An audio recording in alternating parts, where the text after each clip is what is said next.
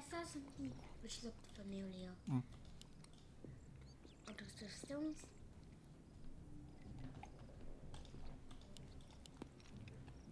No. Breakfast of Champions. Alright. 2v2 matchup. Razorman and IMB going up against Pink and Starbuck. This game taking place here on Turtle Rock. Opening build. IMB opening up with a Burrow. No altar, no barracks as of yet, as IMB did go for that double Berserker. Double barracks opening. Razorman opening up with a much more standard barracks, altar of Storms and Burrow. And it really felt like the unit combination of Starbuck in the previous match was just far too strong. Having access to different heroes, using Rifleman and that Paladin very effectively. The Paladin keeping the Tauren Chieftain alive, and then using Siphon mana as well from a Blood Mage as that second hero to keep him topped off. That Tauren Chieftain did a lot of work in the matchup, and in a game where, or in a matchup like this where your opponent is double Orc, they do not have access to magic immune units such as Spellbreakers and or Dryads. That makes that Tauren Chieftain Stomp that much more powerful and effective, causing a lot of problems. I am expecting to see a similar strategy here in game number 2. If it works, why try and fix it? If it ain't broke, don't fix it type of thing, as we are going to be getting up some additional farms here and start training up the Riflemen and getting that Paladin out in play. Tauren Chieftain already out here ready to go. Perhaps we'll be looking at some early creeping as well. Grunt not even out yet. I take it back. Grunt now out.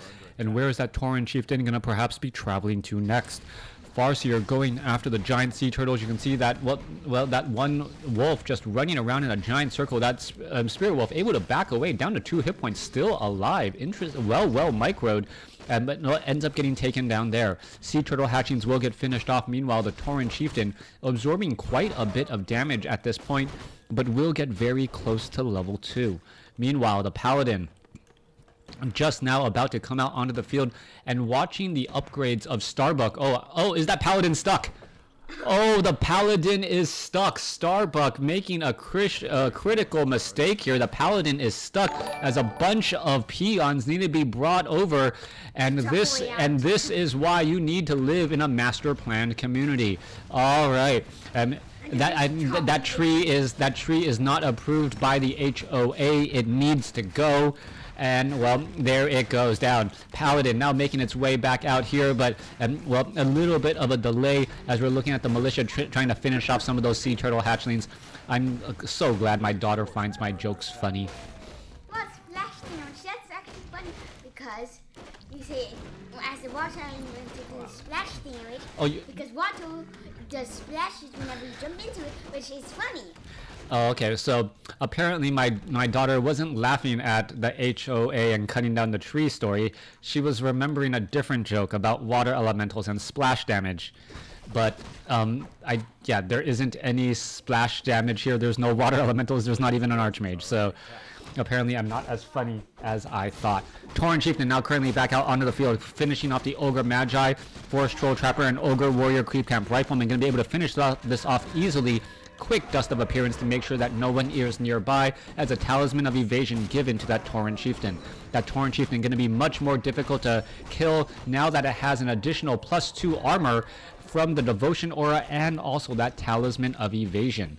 Alright, however, the Berserkers, Tauren Chieftain going to catch this right here. This could be a little bit of a bad sign. Is this going to be a bad stomp? Yes, it is. Getting that Tauren Chieftain right there as the units are now trying to back up again. Holy Light does save as the units are going to engage back and forth. IMB is in trouble, needing to get away. Couple of units getting taken down right there.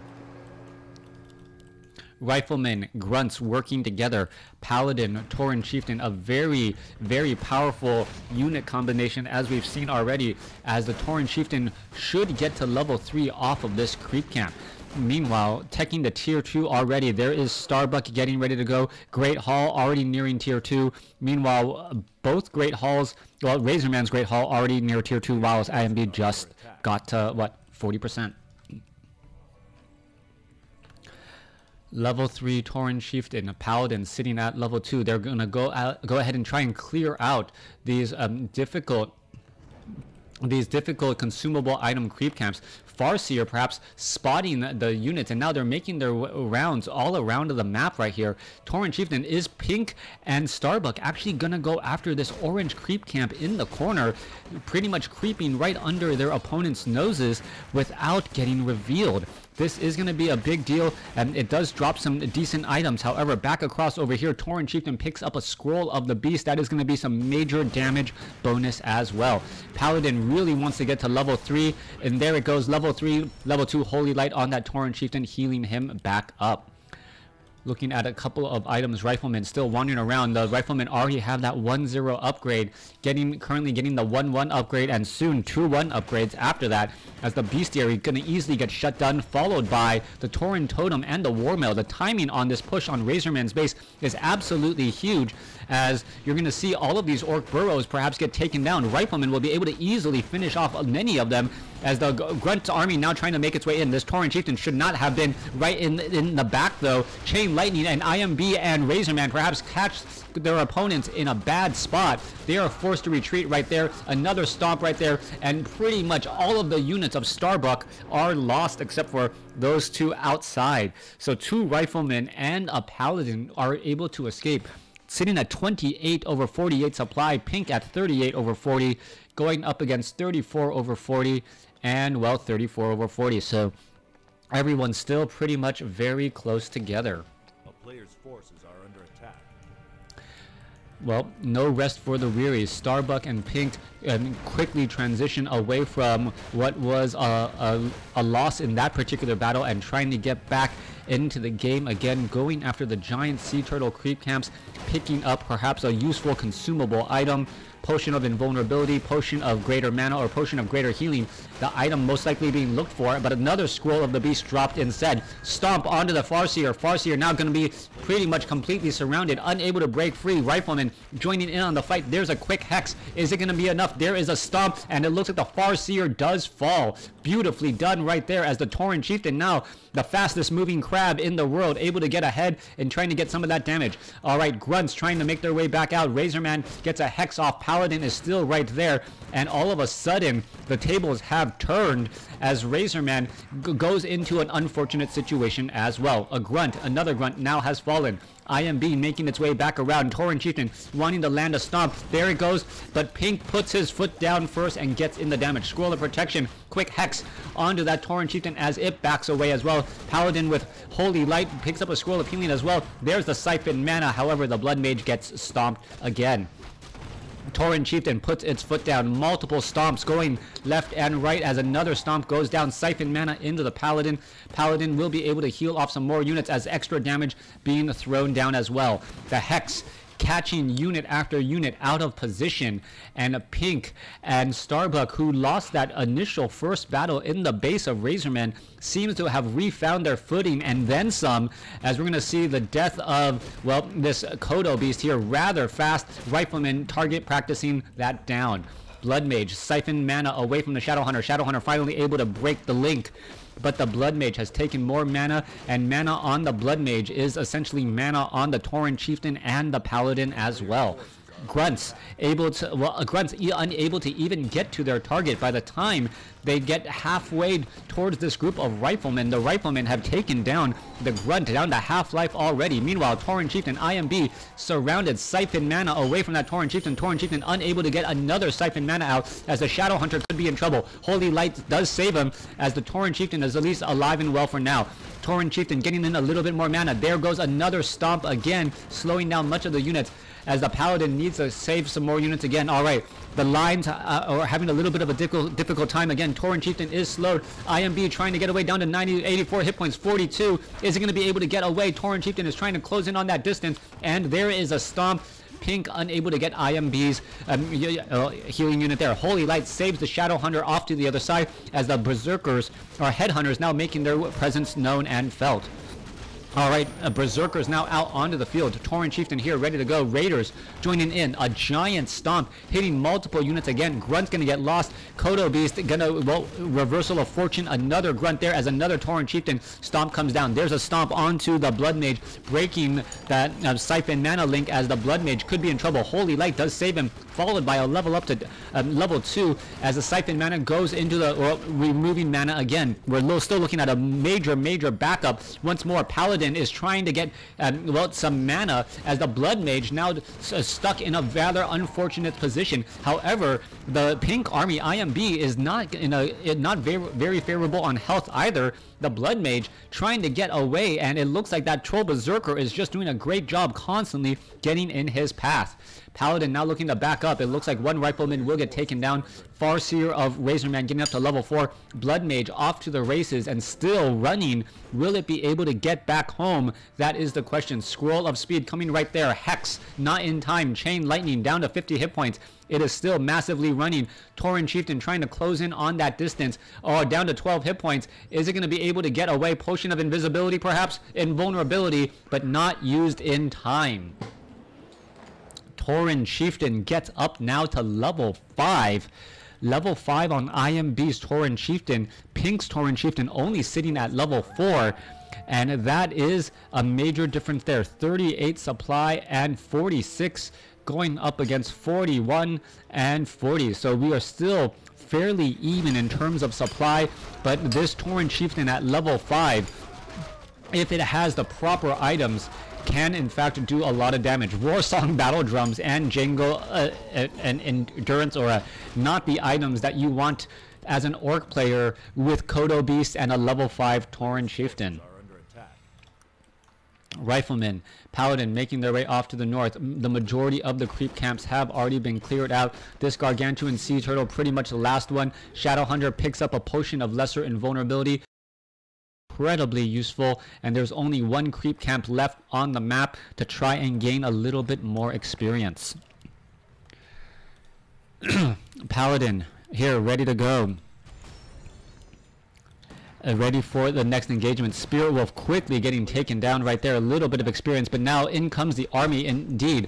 All right, Tauren Chieftain going to try to dive on in. Orc burrows are quickly getting filled in. No Scroll of Town Portal as of yet, as the peons, well, getting picked off rather fast. Berserker, 475, Voodoo Lounge going to get finished off here. Are we going to perhaps get in a little bit of a positioning issue? There you go. There's the Siphon mana, and that Hex on that Tauren Chief. The IMB is in a little bit of trouble. He's quickly going to use the Scroll of Town Portal to get away. No follow-up stomp to try and make him stick around a little while longer. Meanwhile, Razorman is using a tiny Great Hall to set up an expansion.